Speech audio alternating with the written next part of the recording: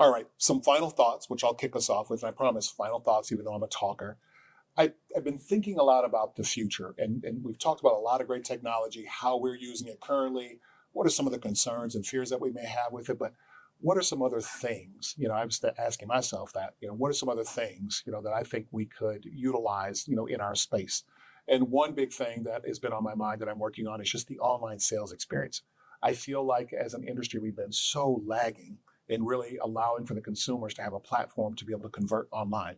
If you think about ourselves as individual consumers, there's lots of platforms where it's on demand, where I can get what I want now. I know I'm a huge Amazon person.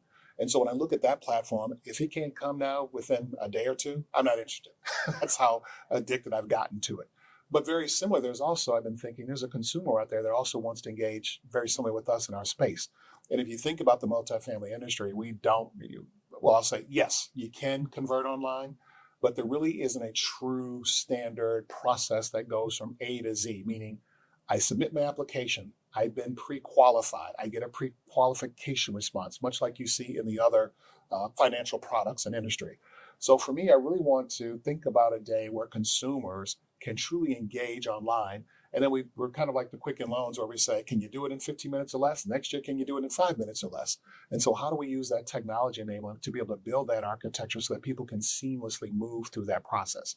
Yes, there are products out there today, but in our early discovery period, we realized it's still fragmented because you still are using lots of products to take the consumer through the process. And so for me, I think of, how can this consumer go to one space, submit an application, and not see all that background that's behind it with all the other products. They just get their answer. And we know one of the biggest, clouds in that, two big clouds in that is, depending on your market, there's fraud, but then also there is the credit, part of it. It's been owner driven for the most part. And then also we give recommendations on that. But again, you got to take all those pieces and put it in an environment that it can flow through seamlessly for the consumer, and they can't see all those transactions. So that is something that I'm thinking about is, what is that next digital architecture for consumers, particularly for the sales experience? And then how does that alleviate lots of traffic for the in-store experience? Because right now we're driving a lot of consumers to store. We put all this money into the ads online and say, great, we got these great apartments, but you still got to come and see us. But then similarly, when you imagine the move-in process, how do we utilize digital to our benefit so that consumers can move in without necessarily having to come to the office? Some of that has a lot of impact or thought process on infrastructure. So keys, do we have digital keys so that people can move in and out of the community without having to come to the office? So lots of room, in my estimation, in terms of philosophically, lots of room for imagination, but there's tools that already exist, right? There's concepts and business models that already exist. And so I'm really challenging myself in the next couple of years to think about how we can move our consumers through that process in a much more elevated way. So that's me. That's my Cliff Notes. What are you guys thinking in a similar fashion in terms about what's the next big thing that you think is important for you as an RPM or for you as a community manager? So I would say for me as an RPM, we spend a lot of time on the financials and getting the reports done and sending them off to owners so that they can review them and they ask us questions. And, it's kind of a back and forth a little bit. So I would love to see, if AI and technology took us to a place where variance reports are automatically generated. We're just checking them to make sure they're accurate, but they're providing all the details because all the information is there already. So that's one thing I would love to see and see to, grow and be implemented. Well, I can tell you, but sort of a spoiler alert, there are tools out there today that can do the analysis for you. So if you look at a set of data, it can analyze that data for you and give it back to the client in this case, or for your own self-use. So stay tuned. It is available. So that's not too far off.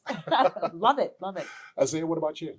For me as community manager, I think a lot what you were talking about, it's more to the virtual experience and elevating and advancing that with us being on tours so often throughout the week. We barely have times for ourselves to really even work on applications or time to work on delinquency or wherever it is.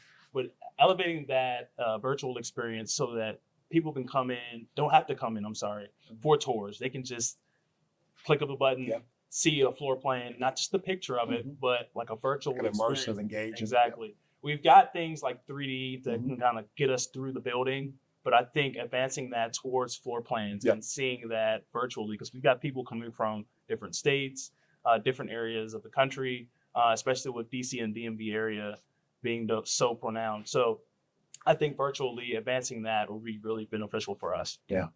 Well, I could talk for hours and hours, as you both know, but we've got to cut it off here. But thank you so much for spending some time with me today and talking through technology, and certainly for our audience joining us too. Thank you for spending time with us as well.